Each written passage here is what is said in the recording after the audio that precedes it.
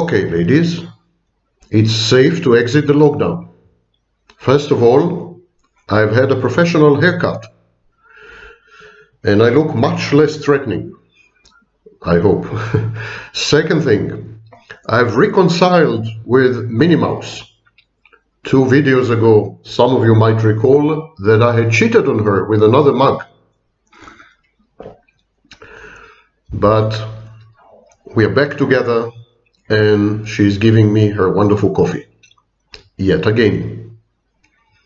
In between, we had a few fights, normally, and she said that I'm demonic, which led me to the topic of today's video: demon possession and narcissism. Anyone who has trawled YouTube for videos by self-styled experts, life coaches, and other luminaries has come across the inevitable comparison between narcissists and psychopaths and demons and vampires and other supernatural creatures. While I'm deeply flattered by the company, I would like to differ a bit and to propose, as usual, a historical and linguistic context with some very surprising outcomes. So stay tuned. This is not your typical debunking video, the ones I do with conspiracy theories, alien, reptilians, 5G, and similar.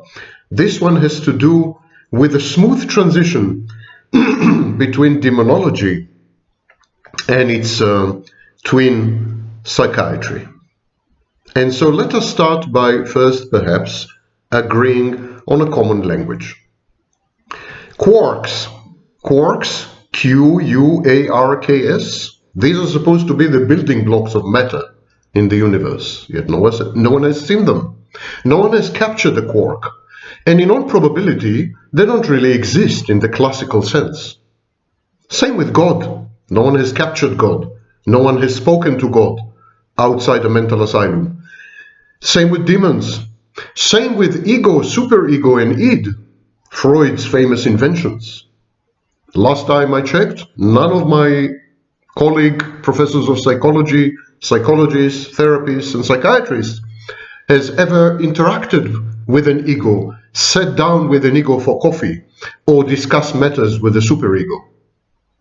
All these, quarks, God, demons, ego, superego, unconscious, all these are not real entities.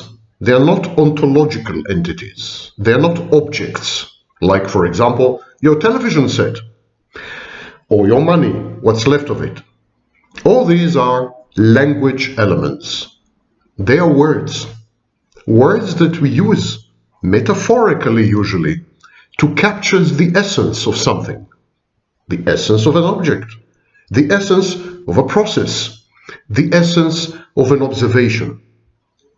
These words are useful because they really give us an instantaneous way to communicate to others what it is that we had been seeing or observing.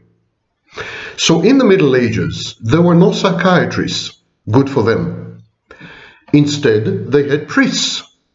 There was no Sigmund Freud. There was his substitute at the time, his replacement, the temp, God. So in the Middle Ages, they were aware of mental illness, of course. They had hysterical people. They had psychotic people. Quite a few of them, actually. And when they tried to discuss and describe these phenomena, to communicate them to others, they invented entities. They invented entities, and the class of these entities were known as demons. Demons were a satanic manifestation, the servants of Satan in some religions, or a satanic class of angels in other religions.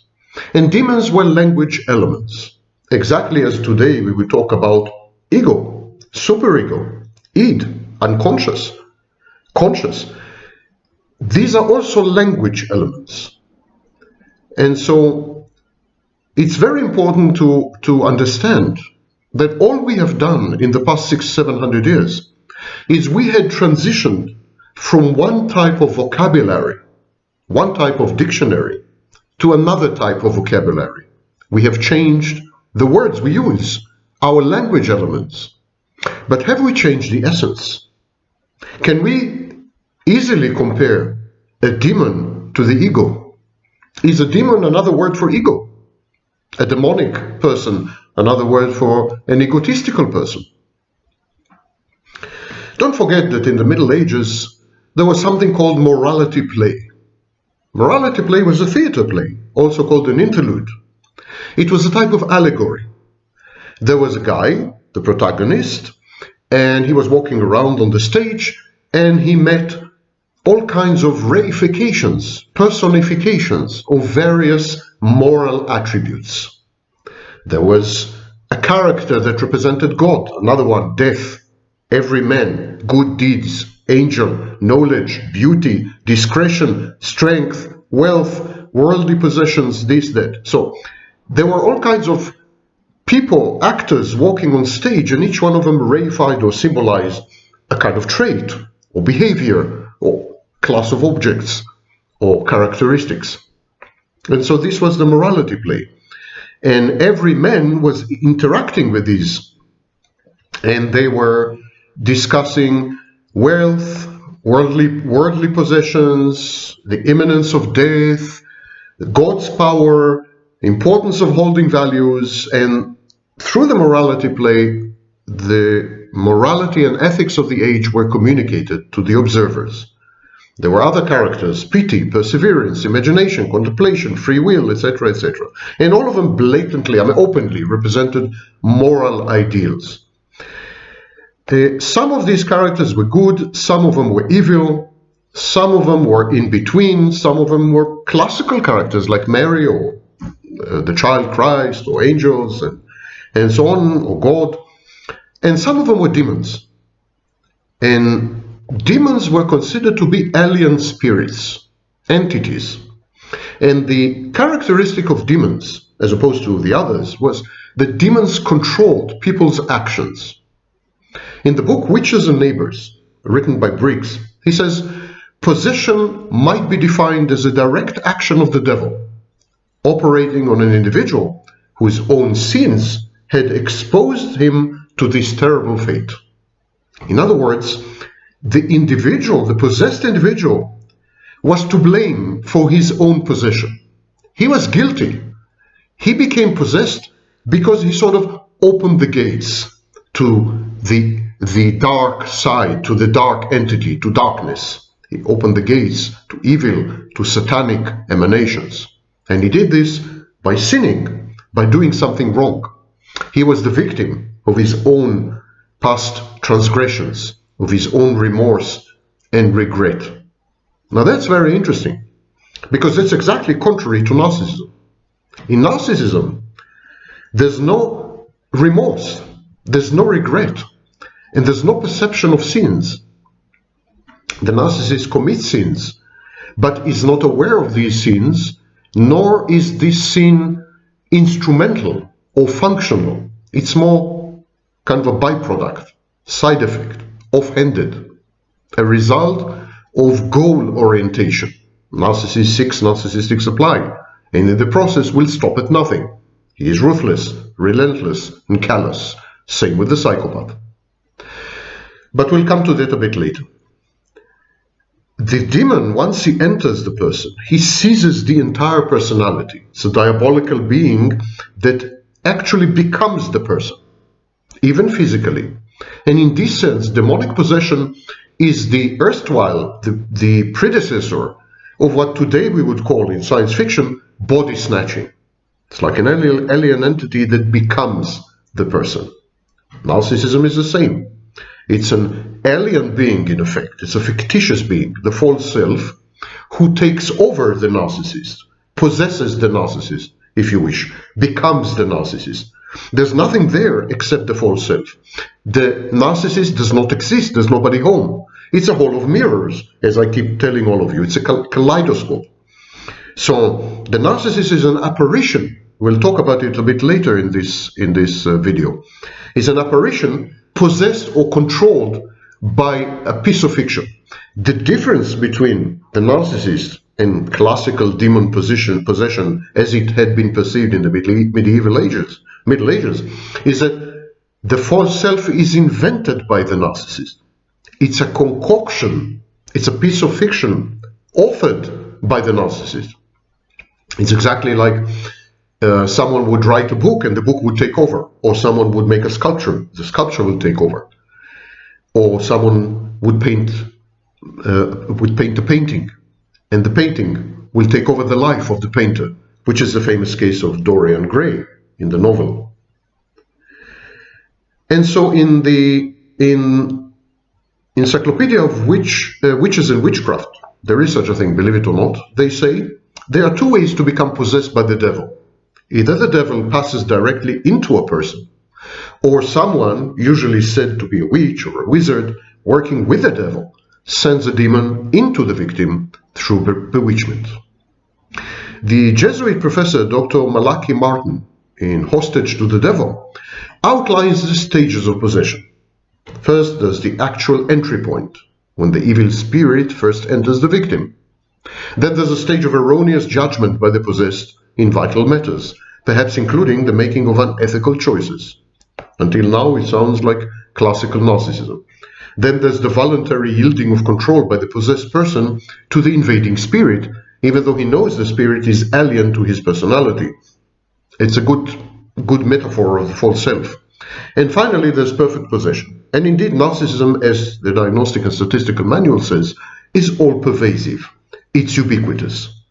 Until now, the metaphor of demon possession really has very close similarities, strong similarities, to narcissism. Had narcissism been typified, characterized, described, and diagnosed in the Middle Ages, probably these people would have been described as demon-possessed. But some important characteristics are missing. Some are missing and some are not. For example, in texts written about demon possession in the Middle Ages, one of the distinguishing features of possessed people is that they are missing memories. They have missing time. And this is what today we call dissociation.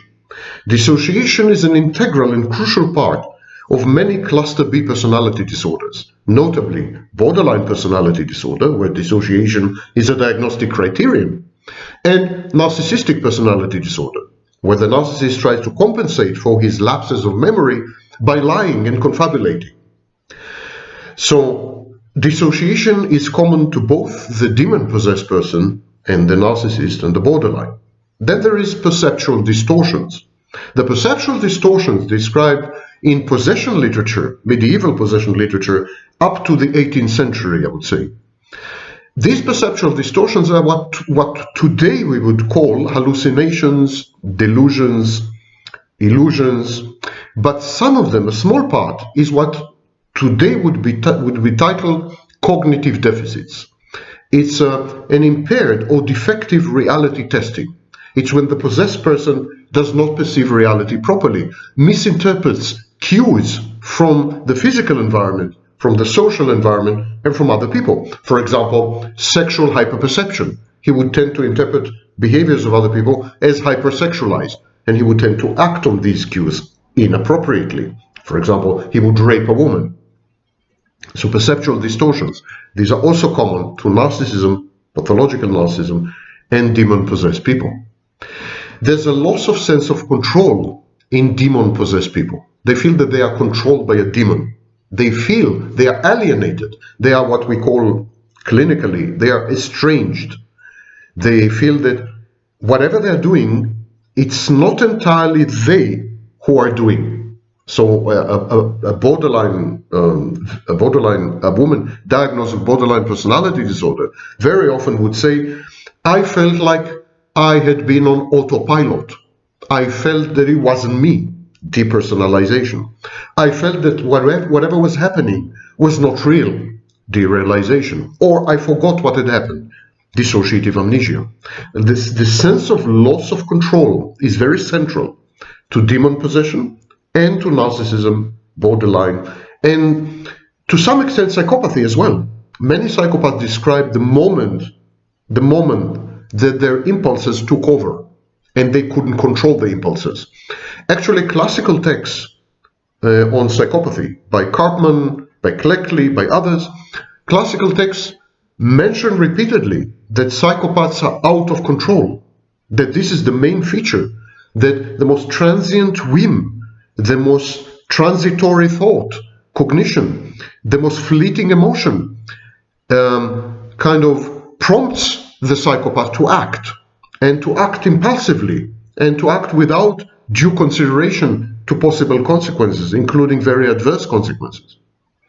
And so by now we have missing memories, dissociation, perceptual distortions, impaired reality testing, and loss of sense of control, which is lack of impulse control or an external locus of control. The narcissists in the borderline feel that they are controlled from the outside. They are the victims of other people, of circumstances, of envious bosses, of the government, or in extreme cases, this sense of loss of control coupled with another psychological trait known as conspiracism. This leads to conspiracy theories. So people who believe in conspiracy theories have this sense of external locus of control, very morbid, very malignant, coupled with conspiracies. And indeed, a lot of the demon possession literature reads like modern conspiracy theories. The next feature is hypersuggestibility. The person who is possessed by the demon claims that the demon makes him do things, but makes him do things not necessarily by brute and crass force, not via violence and aggression. Very often the demon is very seductive, very flirtatious, very convincing, very rational even. And so the person, the victim of demon possession, the possessed person, is hypersuggestible, is reacting as though he were in a hypnotic state. And this is one of the diagnostic criteria, actually, of histrionic personality disorder, which today is being reconceived as combination narcissism and secondary psychopathy. Hypersuggestibility. And indeed, the narcissist is equally hypersuggestible, because the narcissist is grandiose. He believes he knows everything. He believes he's all-powerful. He's also very gullible. It's very easy to cheat narcissists, to deceive a narcissist. Con artists have a field day with narcissists because they are buffoons, they're idiots, they're bumbling fools. And narcissists are like that because they don't believe that anyone can be smarter than they are. They don't believe anyone can pull the wool over their eyes. They don't believe anyone can make them do things because they're all powerful, they're godlike. So it's very easy to cheat and con them. Then there's a series of features of demon possession which have no equivalent. They're important features, and they have no equivalent in any cluster B personality disorder. So while I would say the hyperstructure of demon possession shares some common denominators with narcissism, psychopathy, borderline, let's call it the cluster B kaleidoscope, the rest of the features, and they're very important behavioral features, they don't have anything to do with cluster B. And I think the reason for this mix-up, the reason for this cocktail, is that demon possession has been misapplied very frequently in the past to mental illness. People who have been mentally ill were described as demon possessed. The Catholic Church was so alarmed by this tendency to misidentify mental illness as satanic manifestations. The Catholic Church was so alarmed that it had created a whole bureaucracy of exorcists and a whole library of texts which deal with exorcism. And the first few stages, the bulk of the first stages is to make sure that what is being described as demon possession actually has anything to do with the supernatural realm. So the Catholic Church says most of the reports about demon possession actually have nothing to do with demons or with possession. They are reports of mental illness. And so Catholic Church very often sends a psychiatrist to interview people who claim to be demon possessed or their relatives who report them in. The psychiatrist comes and conducts an interview, a structured interview, and administers tests in order to rule out mental illness before a licensed exorcist from the church comes on the scene. And so I think demon possession, classical demon possession, confuses and conflates classical psychosis, psychotic disorder, with other manifestations which have little to do with psychiatry or psychotic disorders. For example, maybe cultural influences, societal influences, suggestions by religious texts, some context within which demons are accepted as reality. And we'll come to all this a bit later. So here's a series of manifestations of demon possession which have no trace in any other form of mental illness. Contortions, paranormal capabilities, superhuman strength, knowledge of previously unknown languages, knowledge of future events, unnatural body movements, angles, the head turns 180 degrees, glossolalia, speaking in tongues, insults. Evil spirits sometimes can even mimic the clergy and speak of Christ. Blasphemies, appearance of wounds that vanish as quickly as they appear. They are not stigmata. Stigmata remain for a few days. Wounds that appear and disappear within minutes. Thinking oneself as possessed. So the possessed usually would describe themselves as possessed. Leading a wicked life. Living outside the rules of society. Yes, these are signs of demon possession. Being persistently ill. Falling into heavy sleep and vomiting. The appearance of strange objects out of nowhere. The claim that one had made a pact with the devil. Being troubled by spirits. Being tired of living. Being uncomfortable. Being ugly, believe it or not. Being violent. Making sounds and movements which are bestial, like animals. And in the Roman ritual, the ritual that deals with demons, their containment, their castigation, their exorcism, in the Roman ritual coalesced in the Middle Ages. And so they describe several sine qua non manifestations. In other words, these things must exist for demon possession to be diagnosed, so to speak. A manifestation of superhuman strength, speaking in tongues or languages the victim cannot have known, revelation of knowledge, distant or hidden or occult, that the victim cannot know, blasphemous rage, obscene hand gestures, using profanity and an aversion to holy symbols, relics, places, or water. And possession is bad in Christianity, or more precisely in Catholicism. But in a variety of other religions and beliefs and sects and so on, possession is a way to interact and communicate with the supernatural, with the paranormal. And it's not always bad. And sometimes even human beings should help spirits and ghosts and demons to obtain some goals. So for example, in Judaism, there is a concept called Dybbuk. Dybbuk is a soul which inhabits a victim. But why does it inhabit a victim, a human living victim? Because it has a task to perform on earth, or because it has to atone for some sin. So the human inhabited victim is not a victim actually. It's a cry for help. And he's supposed to help this spirit obtain closure and inner peace, make peace with its creator and transition up or down or wherever it's supposed to go. When there is a situation of possession where Satan or some demons take full possession of a body without the consent of the victim, it's usually because this person did something that caused this to happen, opened the gates, as I said, made it possible for a satanic emanation or influence to enter. Obsession is also usually involved. It includes sudden attacks of irrational, intrusive thoughts, usually involving some kind of suicidal ideation.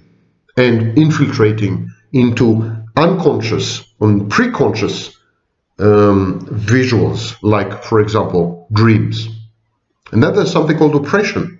In oppression, there's no loss of consciousness, there's no involuntary action, but there is an inner torment which is reactive, reflects a series of misfortunes in business, family, nearest and dearest, health, something. Satan and his minions, the demons, they cause external physical pain, and they can infest houses, things, or animals. So they can have an outside manifestation, and they can subject a person. There comes a point where some people are so weak, so broken, so damaged, so frightened, that they voluntarily submit to Satan or to a demon. And in charismatic or evangelical Christianity, for example, they also believe in demons, and they conduct exorcism by groups that are called deliverance ministers or deliverance ministries. But they believe, the evangelicals believe, that possession is coupled with ineluctable bad human behavior. And so they regard addiction to pornography, for example, or alcoholism as a form of demon possession. To this very day, they consider homosexuality to be a form of demon possession. And even physical manifestations, for example, if you're constantly tired and you have chronic fatigue syndrome, they would consider it as demon possession. And so evangelical Protestant creeds and Protestant sects, charismatic, evangelical Christianities, and so they begin to make the transition, the seamless transition between demonology and psychiatry. They are trying to kind of create a realm, create a territory where both converge, both coalesce, both are conflated, and actually mental health manifestations, certain dysfunctional behaviors, especially if they affect other people in the community, bad, unworthy behaviors, unethical behaviors, criminal, antisocial behaviors, impulsive behaviors, defiant behaviors, all these which are typically attributed to psychopathy or narcissism or borderline, in these Christianities would also indicate the existence of an agent, a supernatural, paranormal agent, which induces the person to behave this way, but induces him because the person is willing. It's kind of an unholy alliance, an unholy matrimony, a desecrated matrimony between the person, the perpetrator, and the demon. It's like the demon finds a willing ally, an accomplice, a contributor, a collaborator in the unworthy individual. Some individuals, therefore, are much more open to demon possession according to these Christian creeds, because they are already corrupted in and of themselves. In other words, conditions such as narcissistic personality disorder, dissocial personality disorder, borderline, and so on, they would be considered as predispositions. They predispose the individual to be possessed by demons. They are kind of proclivities. They are bad inclinations, which open the individual wide open to satanic, malevolent, diabolical influences. In Islam, there is quite a taxonomy of demons. There's jinns, shayateen, afarit, ruh, and other types. Ruling over all of them is Iblis, the leader of evil spirits. But Islam is much closer to charismatic and evangelical Christianity than it is to, for example, Catholicism.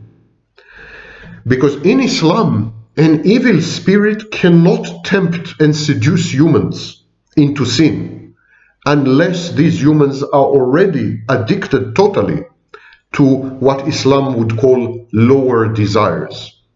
These people are addicted to alcohol consumption, alcoholics. They're addicted to sex, they're sex addicts. They are unethical in their conduct or misconduct, and so on. So Islam agrees with evangelical Christianity that the first condition, the first step into demonic territory is via unethical conduct. And very often, this kind of impulsive, defiant, unethical, antisocial conduct reflects a mental health condition, is typical of a mental health condition, such as narcissism or psychopathy. So this is the sequence, this is the chain. You're mentally ill, you misbehave, you're possessed by demons. Islam also has, exactly like Judaism, pretty benign spirits, jinns, for example. A jinn can try to possess an individual because the jinn fell in love with the individual, or because the jinn takes revenge for someone who hurt him, or for similar reasons. So it's much more human-like transaction, and the jinn is very human-like. By the way, there's no trace of jinns in the Quran or even the Hadith. Jinns are kind of folk religion or folk entity, and jinns are not evil. Some of them are, but the vast majority are not. And therefore, possession by jinn is not at all like possession by devils or demons. And this is contrasted to the shayateen. The shayateen are always evil. The hadiths, the interpretative texts of the Quran, which were passed verbally from one generation of scholars to another. So the hadith suggests that demons or devils are distinguished from jinns in many ways, and one of the most critical ways is what they call waswas. Waswas are whispers, voice, internal voice, like very similar to introjects in psychology. In psychology, voices of important people, known as objects for some reason in psychology. So voices of primary objects, like mother and father, voices of role models, adult role models when the child is growing up, teachers, or even influential peers. These voices are internalized. Internalized, they continue to operate within the human mind, and they are known as introjects. And in Islam, the shayateen, the evil spirits, they are introjected. They are internalized within the human body, within the heart, usually, because the belief at that time was the seat of wisdom and thinking and so on. Emotions definitely was the heart. No one considered the brain of any importance. So these devils would inhabit the heart. They would establish residence near the heart, and they would talk from there. They would whisper, devilish whisperings, very similar to introjects. And this is actually the core possession in Islam. And in this sense, Islam is much closer to our modern perception of psychiatry, modern perception in psychiatry. So in psychiatry, today we believe that the self is constellated in big part from these voices. We believe that in the process of socialization and acculturation, separation and individuation, all these processes of personal growth and maturation starting in very, very early childhood, these voices are very, very critical. If they are sadistic, if they are unforgiving, then we have an inner critic which kind of reduces us to mental illness. If they're benign and benevolent and loving, unconditionally loving and accepting, we grow up to be healthy individuals. And these voices are integrated into our self-concept and into various self-states in cluster B personality disorders. And in Islam, it's very similar. These voices can be malevolent. They can contain malice. And when they do, they drive the person to behave in ways which are counterproductive, self-destructive, dysfunctional. Very similar to mental illness in the modern conception in psychiatry. In Buddhism, demons are confined to hell, where they are actually suffering. But when they descend to Earth, when they are encountered, when they're encountered on Earth, they're not real in Buddhism. They are a delusion. And so they're called maras. And their main role is temptation, and you're supposed to overcome them. And there are numerous forms of mara. There are 4 classes of mara, and they embody emotions which are not processed, like greed and hate and delusion, defilement, unwholesome states. They embody death itself. They embody, they serve as kind of simile or metaphor for existence. So existence and death, they're considered low-level states, and they are somehow allied with these demons who are actually delusional. So existence and death are delusional. And the sensuous realm, the realm of touch and senses and smell, and they are also associated with demons, because to be truly liberated and to experience the cycle of rebirth, you need to go through a process of enlightenment, which is a release from the physical world and from its sensa, from its sensory manifestations. And so the physical world and sensa are demonic in effect. They are desire and temptation. It's another very interesting view. And there is even a process in Buddhism where you appease the demon, and then he says bye-bye, and he goes away. And unless, of course, he's still in lockdown. We have to check. But demons who are appeased, they depart, and they go to a different realm where they cannot touch you anymore. I don't know how many of you know, but in the Diagnostic and Statistical Manual, edition 5, 2013, the latest edition, there is a category for people who believe in demonic possession. It's called possessive trance disorder. And the literature in psychiatry, there were many studies of demonic possession in psychiatry, because the affinity between demonic possession and certain types of mental health illness or diseases, the affinity is very clear, very evident, explicit. So, for example, we know that possession symptoms of certain disorders were ascribed to possession. For example, hysteria, Tourette syndrome, epilepsy, schizophrenia, conversion disorder, and of course, dissociative identity disorder. In the DSM-5, the text that deals with dissociative identity disorders, it says openly, I'm quoting from the DSM, possession form identities in dissociative identity disorder typically manifest as behaviors that appear as if a spirit, supernatural being, or outside person has taken control, such that the individual begins speaking or acting in a distinctly different manner. So even demon possession, spirit, supernatural beings make an appearance in a classical, the Bible of the profession, in the DSM-5, not as real entities, but as ways to describe certain manifestations of a disorder, dissociative identity disorder, formerly known as multiple personality disorder. Why am I mentioning this?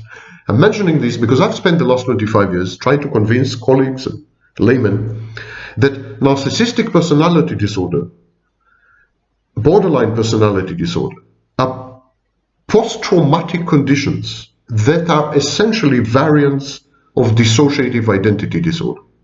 I've been trying to convince people that narcissists and borderlines suffer from limited versions, private cases of multiple personality disorder. And so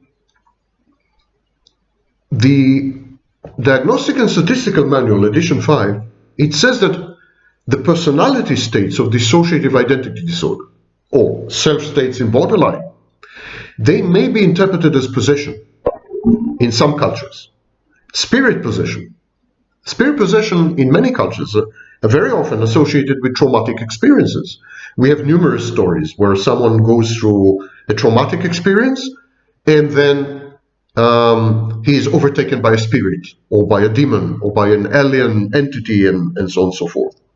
Possession experiences very often in literature in the Middle Ages, and again up to the 18th century, possession experiences are associated with stress, distress, trauma, painful experiences, hurt, injury, narcissistic mortification, and so on. And there is a question here, because in these cultures, most dominantly in Asia and Africa, people would automatically say, "Oh, he's possessed by the demon," and then, nothing to do about it except perhaps some witch doctor or some exorcist from the Vatican or something. But they wouldn't bother. They wouldn't bother to rule out mental illness by referring the person to a psychiatrist. In some countries in Africa, there's one psychiatrist for the entire population. And in other countries, supposedly Western and advanced, such as Spain, Italy, United States, there are more people who believe in spirit possession and demon possession, believe it or not, than in the miracles and wiles of psychiatry itself. So more people would tend, first of all, to go to a clergyman, to a priest, to the church, to their community. And the psychiatrist or psychologist or therapist would be a third or fourth or fifth choice. And that is bad. That is bad because in many of these cases, we're actually dealing with psychotic disorders. Even in the case of narcissistic personality disorder, borderline personality disorder, definitely, and some cases of psychopathy, we deal with people who already have psychotic microepisodes, people whose dissociation is so extreme that the personality is totally fragmented. In narcissism, there are two personalities, the false self and the true, dilapidated, true self. So the false self and the true self. The same in borderline personality disorder. There's a false self and true self. In psychopathy, the transitions are so abrupt and so impulsive that many people compare it to switching in multiple personality disorder. There's something there. There's some common core of dissociation, some common core of self-states which are distinguishable from each other, which resemble very much demon possession. If people are not educated, they wouldn't know. They wouldn't know. And they wouldn't go. They wouldn't revert or resort to mental health practitioners who can help. Because we do have help, very effective help for psychosis. And alleged demon possessions, when we analyze reports of demon possession, the vast majority of which are rejected by the Catholic Church, by the way, have nothing. These reports have nothing to do with demons or possessions. So when we study these reports, we discover that actually we are dealing with post-traumatic states or psychosis. And in specific cultures, we have numerous conditions that mimic demon possession, and some of them are even in the diagnostic and statistical manuals of these countries. For example, in China, the Chinese classification of diseases contains quite a few of these conditions. I'll mention only two. Amok. Amok is a male-specific culture-bound syndrome. It's an alternating pattern of dissociation, brooding, intrusive thoughts, and violence directed at objects and people. It's provoked by real or imagined criticism or slight. So there's a lot of hypervigilance there. And it is accompanied by persecutory ideation, amnesia, automatism, and extreme fatigue. Sometimes amok co-occurs with a psychotic episode. This is very reminiscent of narcissistic injury or narcissistic mortification followed by narcissistic rage in a process of hypervigilance or paranoid ideation.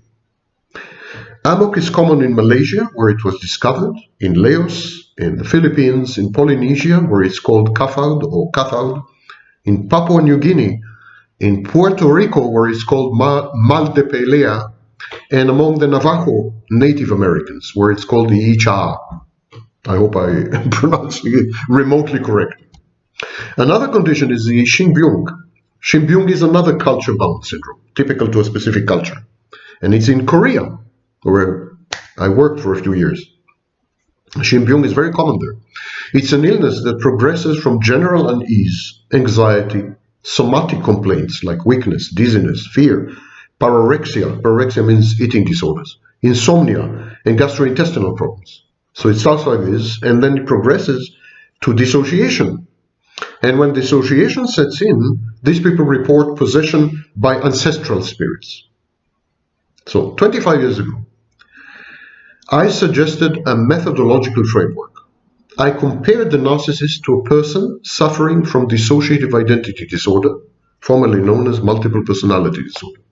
I'm going to quote myself, of course. So I'm going to quote myself, an article I had written in 1997. A debate is starting to steer. That was 1997. Today it's much more evolved. A debate is starting to steer. Is the false self an alter? In other words, is the true self of a narcissist the equivalent of a host personality in dissociative identity disorder? And is the false self one of the fragmented personalities, also known as alters? Actually, today, my view is the obverse, is exactly the opposite. I think the false self is the host personality, and the true self is one of the alters. I'm continuing to cite from the article, 1997.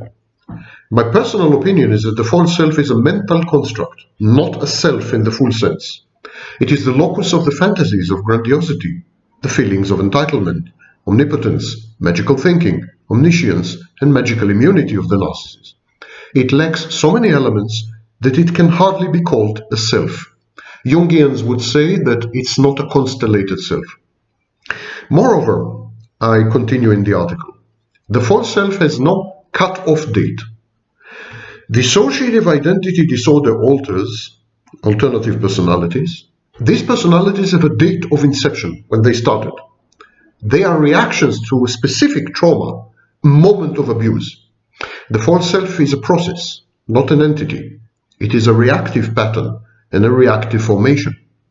All taken into account, the choice of words had been poor. The false self is not a self, nor is it false. It is very real to the narcissist, more real to the narcissist than his own true self. A better choice would have been abuse reactive self, or something like this. I'm continuing in the article, 1997. This is the core of my work. I'm saying that narcissists have vanished and have been replaced by a false self. Again, it's a bad term, not my fault. Write to Winnicott or Kernberg. There is no true self in the narcissist. It's gone. The narcissist is a hall of mirrors, but the hall of mirrors itself is an optical illusion created by the mirrors. It's a little like Escher paintings. Malignant personality disorder, dissociative identity disorder, is more common than believed. Today, by the way, this was written in 1997, when everyone thought it's very rare. But I already felt, after 2 years of work in the field, that it's very common. And today we know that about 3% of people have severe dissociation. And many of them have dissociative identity disorder. Anyhow, so the article said, I'm saying in the article, multiple personality disorder, dissociative identity disorder, is more common than believed. The emotions are the ones to get segregated. The notion of unique, separate, multiple whole personalities is primitive and untrue. Dissociative identity disorder is a continuum. The inner language breaks down into a polyglot chaos. Emotions cannot communicate with each other for fear of the pain that it will evoke and its fatal results. So these emotions are kept apart by various mechanisms: a host or birth personality, a facilitator, a moderator, and so on. And here we come to the crux of the matter. All personality disorders, except narcissistic personality disorder, suffer from a modicum of dissociative identity disorder, or incorporated somehow. Only the narcissist does not. This is because the narcissistic solution is to emotionally disappear so thoroughly that not one personality or emotion are left. Hence the tremendous insatiable need of the narcissist for external approval. The narcissist exists only as a reflection, a hive mind. Since the narcissist is forbidden from loving his true self, he chooses to have no self at all. It is not only dissociation, it is a vanishing act. Let me explain this, because there's been an evolution in my thinking since 1997, shockingly. I would disagree with what I had written here. I would today say that both the true self and the false self exist, and that in this sense the narcissist is dissociative to the point that he has dissociative identity disorder. But it is true that all the functioning has been relegated to the false self. I'm continuing in the article. I continued in the article. This is why I regard pathological narcissism as the source of all personality disorders. The total pure solution is narcissistic personality disorder, self-extinguishing, self-abolishing, totally fake. And then there are variations on the self-hate and perpetuated self-abuse themes. There's histrionic personality disorder, narcissism with sex or body as source of supply, narcissistic supply. There's borderline personality disorder, emotional ability, movement between poles of life wish and death wish, and so on. So why are narcissists not prone to suicide? Simply, they had died a long time ago. They are the true zombies of the world.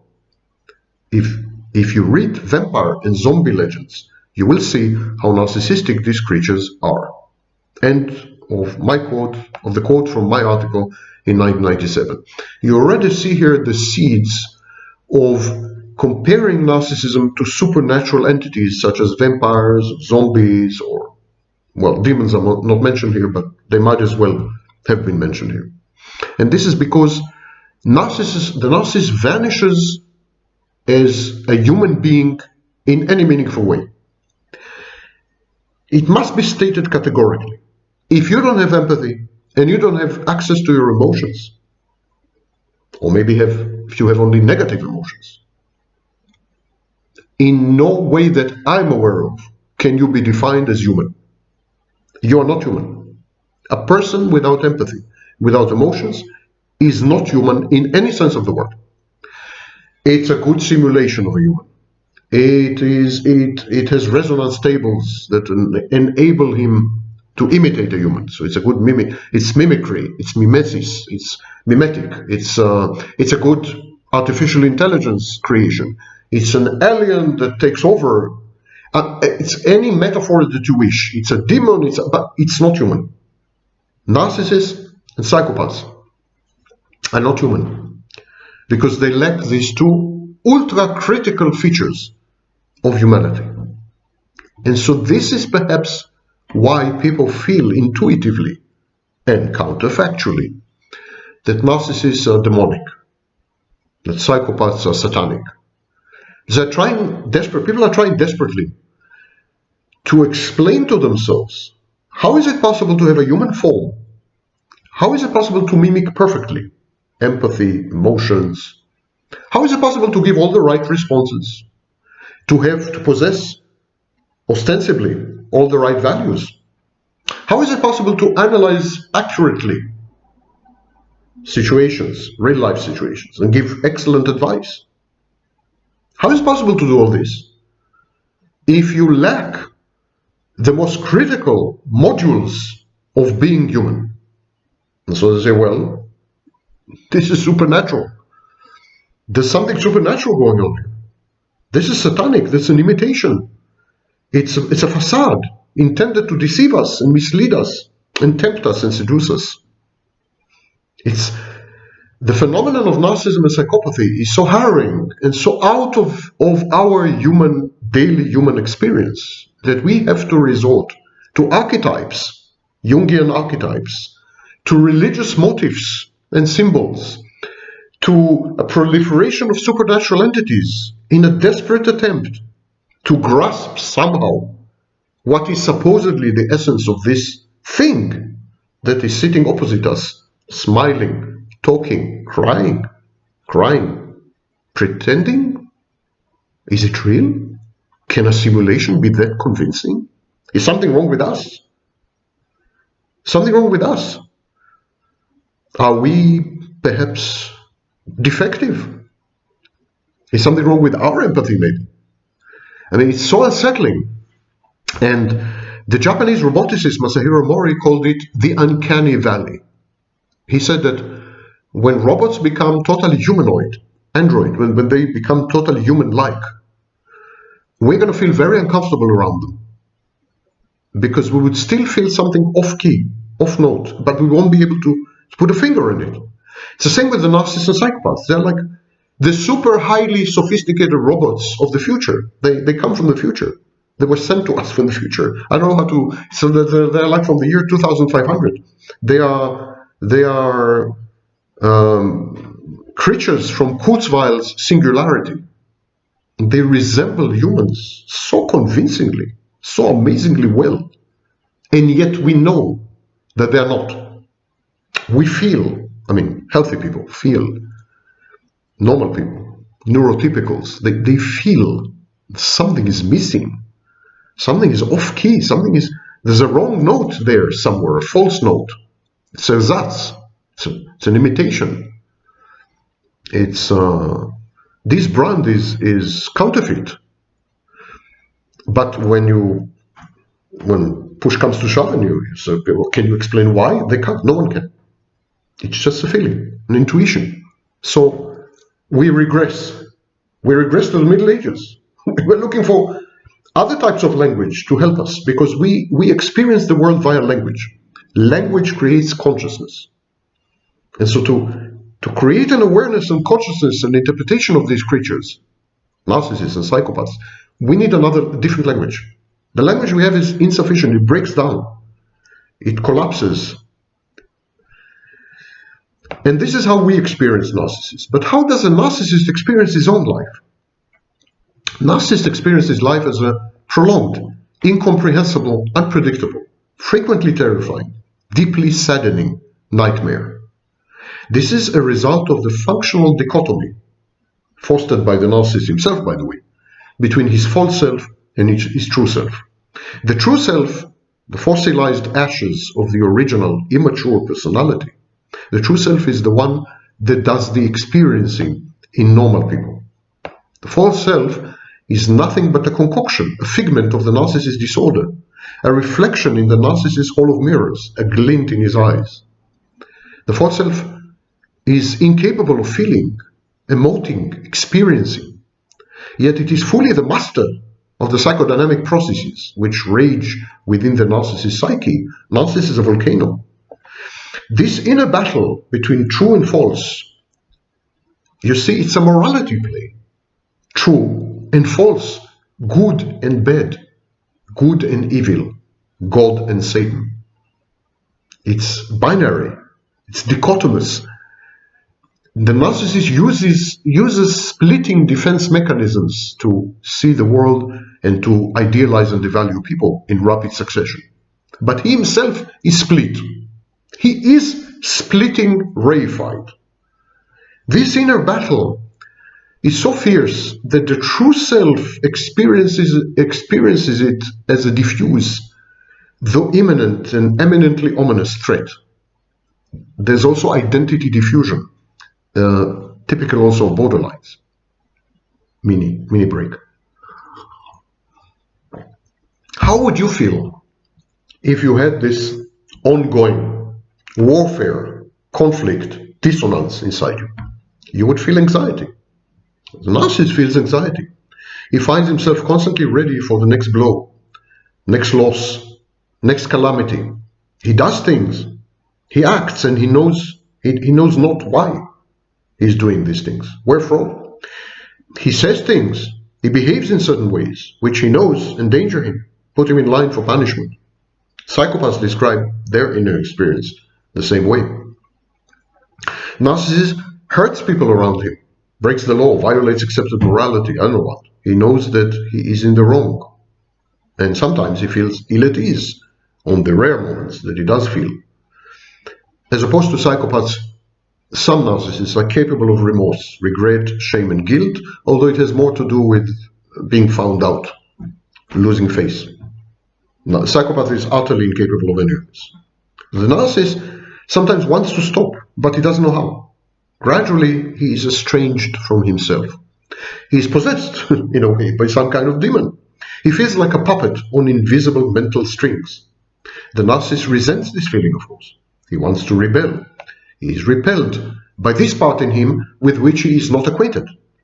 So in his efforts to exorcise this devil from his soul, the narcissist dissociates, cuts off, splits, vanishes, gone, You've all seen this vacant look in his eye.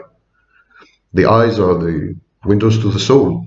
You've all seen the vacated soul, where a soul should have been. There's only deep space. You see it through the eyes.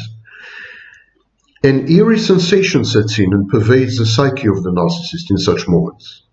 At times of crisis, of danger, of depression, of failure, of narcissistic injury, not to mention narcissistic mortification, which is the ultimate, the narcissist feels that he's watching himself from outside.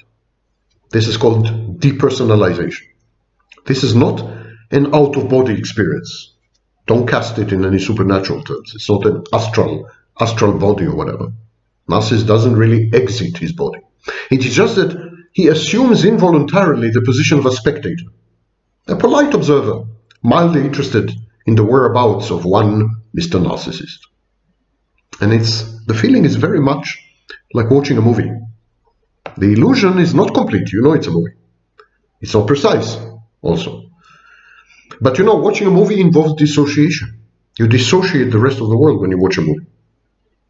And this detachment continues for as long as the narcissist's ego-dystonic behavior persists, for as long as the crisis goes on and he feels uncomfortable, for as long as the narcissist cannot face who he is, what he's doing, and the consequences of his actions. At that moment he dissociates, cuts off, detaches. And then he is an actor in a movie, the movie of his life. Since this is the case most of the time, the narcissist gets used to seeing himself in the role of the protagonist, usually the hero, of a motion picture or of a novel.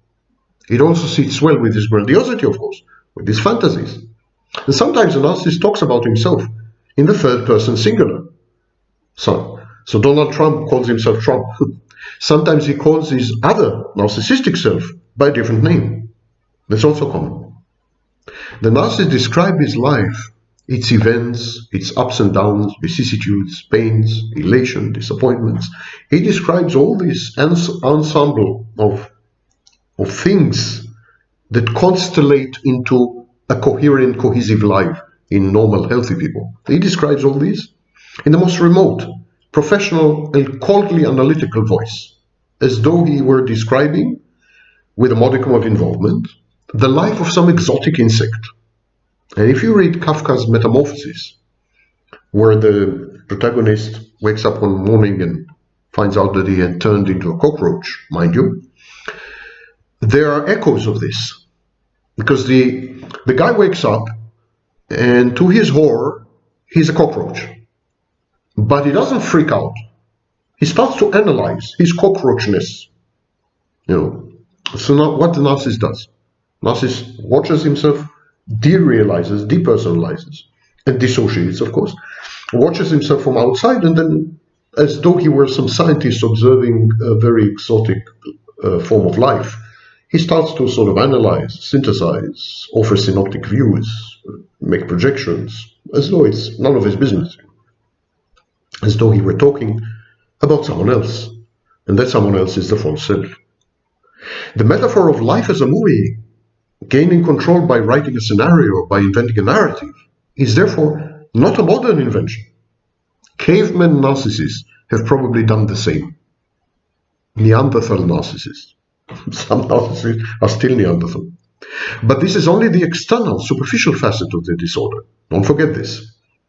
The crux of the problem is that the narcissist really feels this way. He's not only showing off, look how sang-froid I am, look how detached, look how cold-headed. It's the way he feels. He actually experiences his life as though it belongs to someone else. His body is dead weight, or is an instrument in the service of some entity. His actions, his deeds is amoral, not immoral. Not immoral, but amoral. He cannot be judged for something he didn't do, can he? It's not him. It's not he. So that's why narcissists are very shocked when they are arrested or punished. Narcissist doesn't feel that he had done this. Someone else did. The false self. Arrest the false self. What do you want from me? As time passes, the narcissist accumulates a mountain of mishaps, conflicts unresolved, pains well hidden, abrupt separations, bitter disappointments, losses, losses, losses, losses. He is subjected to a constant barrage of social criticism and condemnation. He rejects life. He destroys life. He squanders every opportunity. He is ashamed. He is fearful. He knows that something is wrong, but there is no correlation between his cognition and his emotions. He doesn't know what to do. He doesn't know what to do. He cannot form what we call in psychology schemas. He cannot form a scheme. He cannot unite some emotion with some cognition, with some value, with some belief, with some theory of others, theory of mind, theory of the world. It's all over the place. It's like some improvised explosive device keeps detonating and doesn't allow him to integrate. So he just wants out of it. He's exhausted. He's depleted. He prefers to run away and hide, as he did when he was a child. Only this time he hides behind another self, the false self. What people do, they reflect to the narcissist this mask that he had created, until even the narcissist comes to believe that it exists. He comes to acknowledge its dominance. He forgets the truth. He knows no better, because so many people had told him, had confirmed and affirmed and reflected the false self, that he says, well, maybe the false self exists and I don't. The narcissist is only dimly aware of the decisive battle which rages inside him, the dissonance, the unresolved dissonance, or as Freud used to call it, the unresolved conflict and the archaic wound, or as John Lachkar calls it, the V-spot, vulnerability spot. Narcissist feels threatened, very sad, very suicidal. But there seems to be no outside cause of all this. Makes it even more mysteriously menacing. You see where I'm leading with this? This leads to demon possession. Because if you are religiously inclined, if you're superstitious, if you're a conspiracy theorist, you have a conspiracism personality trait, if you are paranoid and have persecutory delusions and paranoid ideation, if you have all this, it's one short step from this to the supernatural and paranormal. This is especially true, by the way, if you live in certain cultures and societies which legitimize talk of demon possession, wizardry, magic, and so on. In these societies and cultures, if you say, I've been possessed by a demon, or I've been cursed by my enemy put a hex on me, put a spell on me. In some cultures and societies, they would mock you, or worse, administer some very powerful antipsychotic medication. In other cultures and societies, they would refer you to the local witch doctor, the local spellcaster, or local fortune teller and soothsayer to take off the spell or to cast out the demons. Depends on so culture and society are very important in what kind of language is legitimized, what metaphors can be used to describe inner states. This dissonance, these negative emotions, these nagging anxieties, they transform the narcissist's motion picture solution into a permanent one. It becomes a feature of the narcissist's life. Whenever he is confronted by an emotional threat or by an existential threat, the narcissist retreats into this haven, this mode of coping. He re-enters the movie. He becomes a two-dimensional character. And no one can hurt a celluloid character, You are impregnable, immune.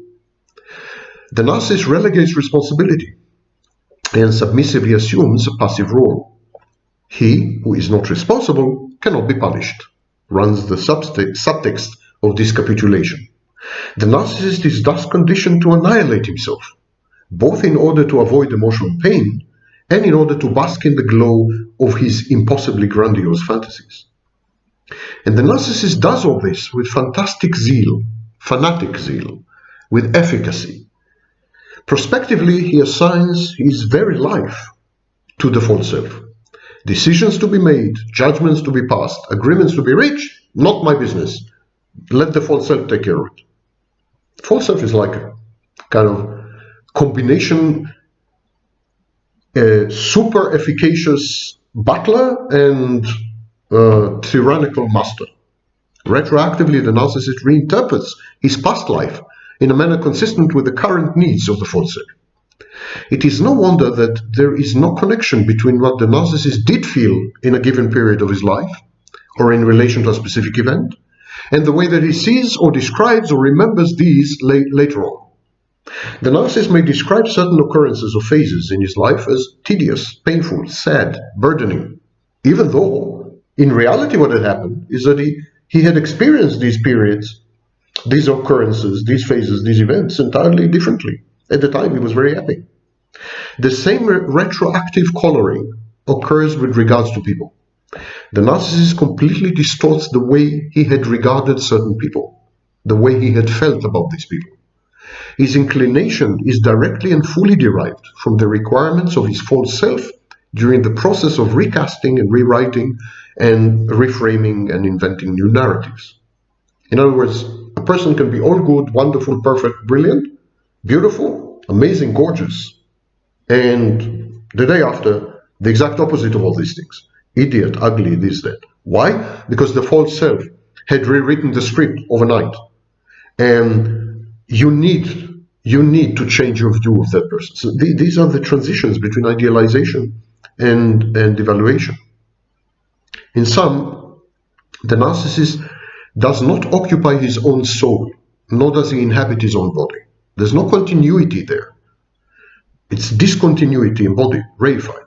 Narcissist is a servant of an apparition, of a reflection, of an ego function. To please and appease his master, the false self, the narcissist sacrifices to the false self his true self, his own life. It's human sacrifice.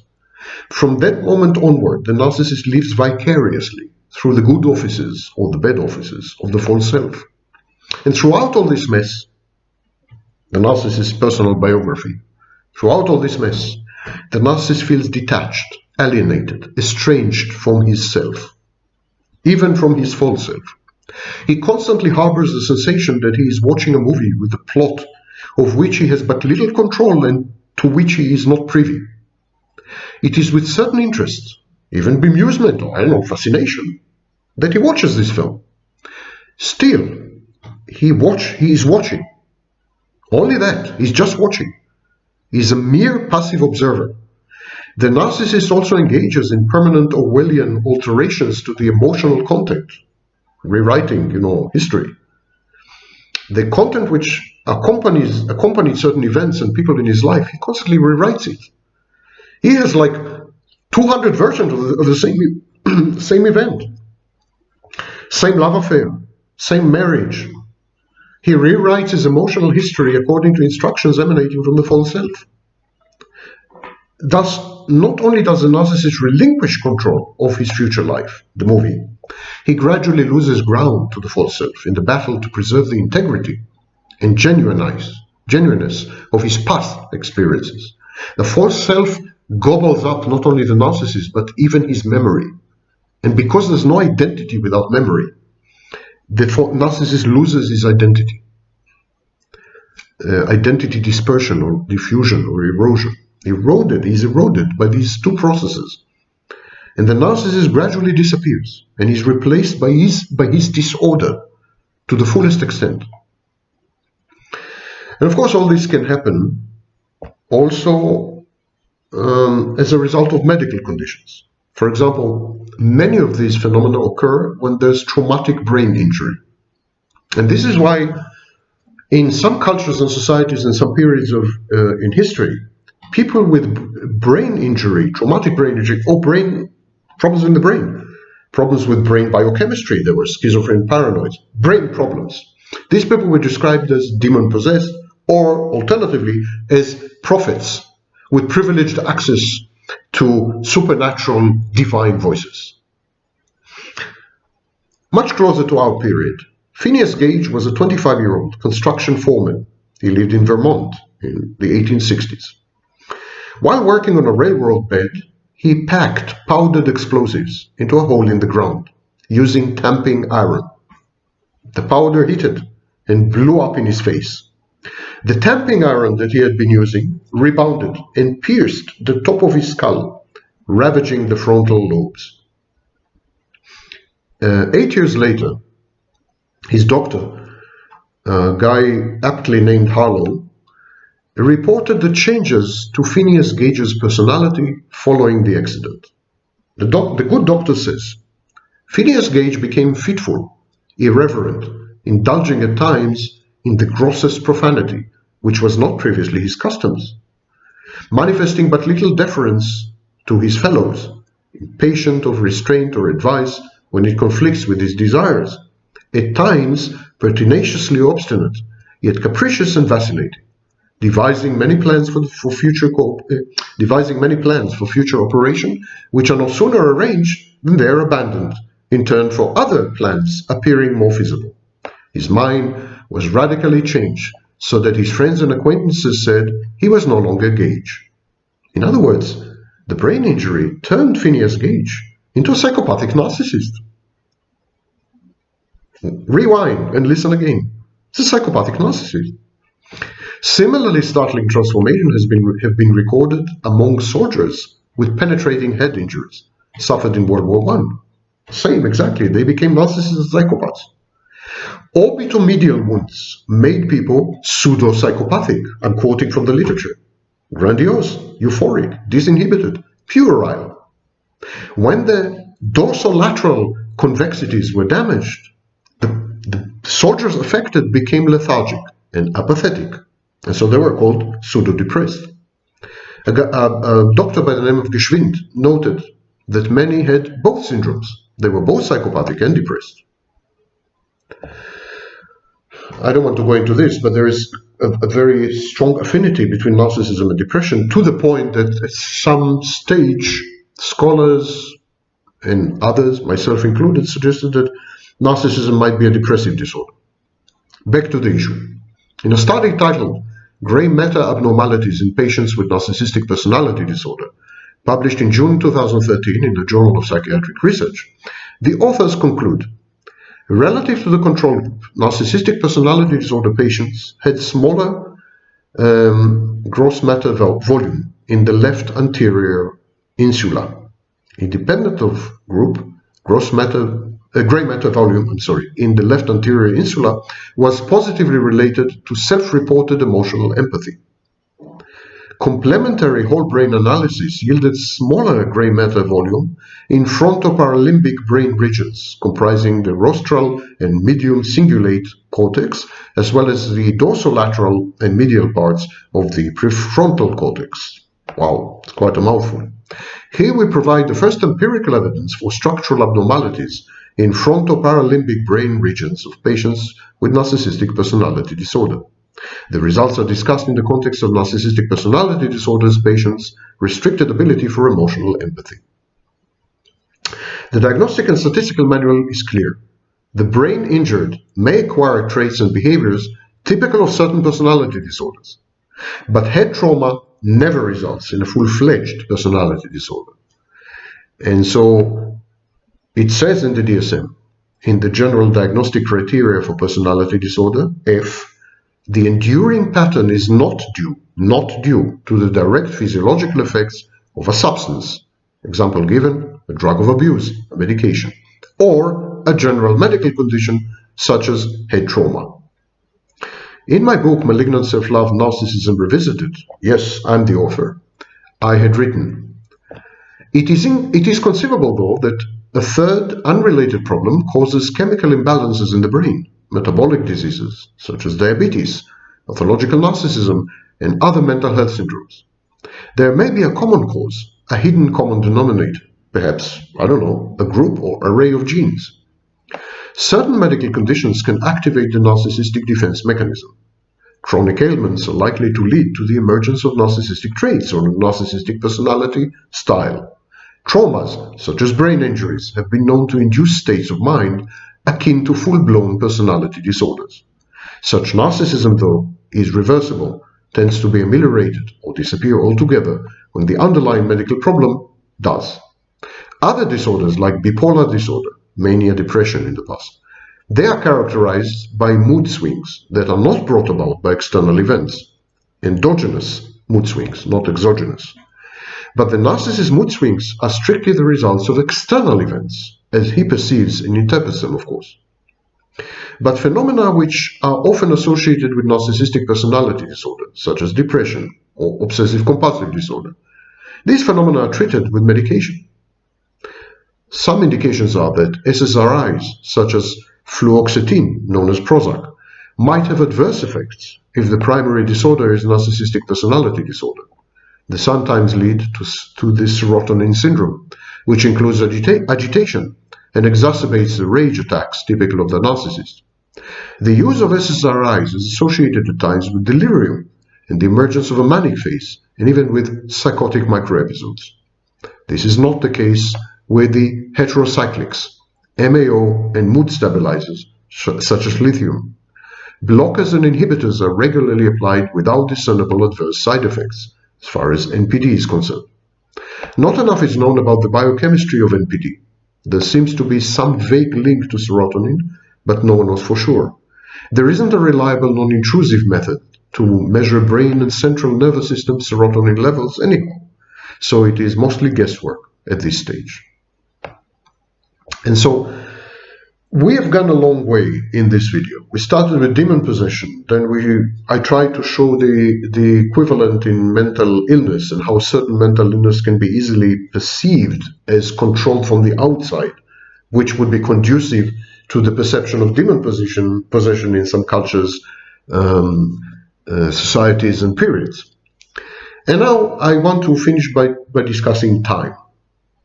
Time is a quality of the physical world, or at least of the way we perceive the physical world. And many narcissists do not feel a part of reality. They feel unreal. They feel as though they are fake facsimiles of tangible normal people. And this dents their perception of time and causality. That the narcissist possesses a prominent false self, as well as a suppressed and dilapidated true self, is common knowledge. Yet how intertwined and inseparable are these two? Do they interact at all? How do they influence each other? What behaviors can be attributed squarely to one or to the other of these two protagonists? Moreover, does the false self assume traits and attributes of the true self in order to deceive the narcissist himself or others? Many researchers and scholars and therapists try to grapple with the void, the emptiness at the core of the narcissist and the borderline. The common view is that the remnants of the true self are so ossified, shredded, atrophied, cowed into submission and repressed, that for all practical purposes, these remnants of the true self are functionless and useless. In treating the narcissist, the therapist often tries to invent a healthy self, rather than build upon the distorted wreckage strewn across the narcissist psyche. So, one way of looking at it is that what used to be called demon was parental influence in early childhood. This demon-like thing, influence, entered the narcissist, fractured the narcissist, fragmented the narcissist. False self was created, which is of demonic character in many ways. It's an alien kind of spirit or ghost or whatever you want to call it. And then the therapist's role is to get rid of all this debris, all this flotsam and jetsam, and reconstruct from scratch another entity, another functional, constellated self. But would that not be also an artificial creation, akin, I don't know, to some computer program, some robot, or, in medieval terms, some demon? What of the rare glimpses of true self that the unfortunates who interact with narcissists keep reporting? Many victims of narcissists keep saying he has an inner child. He has a true self. When he's in crisis, or when he's sad, or when he's broken, I can see through him. I can see someone is there. If the pathological narcissistic element is but one of many other disorders, the true self may well have survived. In other words, if there's pronounced comorbidity, for example, if narcissism goes hand in hand with borderline in a specific individual, the borderline side may have preserved some empathy, some access to emotions, however dysregulated, and in this sense has infused the true self with some life, with some energy. Gradations and shades of narcissism occupy the narcissistic spectrum. Narcissistic traits, overlay, are often co-diagnosed with other disorders, comorbidity. Some people have a narcissistic personality, but not narcissistic personality disorder. These distinctions are very important. A person may well appear to be a narcissist, but is not in the strict psychiatric sense of the word. In a full-fledged narcissist, the false self imitates the true self. And to do this artfully and successfully, the false self deploys two mechanisms. First one is reinterpretation. It causes the narcissist to reinterpret certain emotions and reactions in a flattering, true self-compatible light. A narcissist may, for instance, interpret fear as compassion. If I hurt someone, I fear, for example, an authority figure. I may feel bad afterwards. I may interpret my discomfort as empathy and compassion. To be afraid is humiliating, but to be compassionate is commendable and earns me social acceptance and understanding. Freud described similar processes, and he called them sublimatory processes, sublimatory channels, or sublimation. And the second mechanism the false self uses to appear to be the true self is emulation. The narcissist is possessed of an uncanny ability to psychologically penetrate other people, called empathy. Often this gift is abused and put at the service of the narcissist's control freakery and sadism. The narcissist uses cold empathy liberally to annihilate the natural defenses of his victims by faking unprecedented, almost inhuman insight and empathy. And this capacity is coupled with the narcissist's ability to frighteningly imitate emotions and their attendant behaviors. The narcissist possesses resonance tables, correlations. He keeps records of every action, every reaction, every utterance, every consequence, every datum provided by others regarding their states of mind and their emotional makeup. He sort of collects, he hoards observations. She was sad, she was crying. So if people are sad, they're crying. So if I want to fake sadness, if I want to imitate sadness, I have to cry. From these, he then constructs a set of formulas which often result in impeccably and eerily accurate renditions of emotional behavior. And this could be enormously deceiving.